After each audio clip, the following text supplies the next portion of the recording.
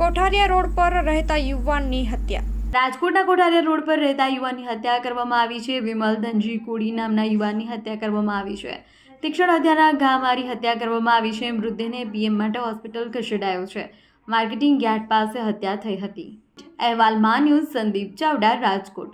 હવે નાનકડાના ઘરનાનો ફોન આવ્યો હતો કે ભાઈ તમારા ભાઈને ફોન કરું છું તો 108 વાળા બોલે છે અને કે હું સિવિલે જાઉં છું અને તમે સિવિલે પહોંચો।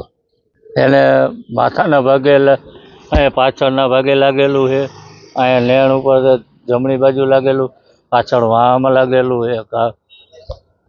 ભાઈ પંચનામુની થયું હે, સાહેબે લખ્યો, કાંઈ ખબર નથી, હોય જાજા શકે માણસ, એક કીધે તો નો જ થાય, પણ કાંઈ ખબર આવી ગયો નથી। એ પોસ્ટ ઓફિસની ગાડી ચલાવતા, કડકમાં કડક સજા થાય નહીં।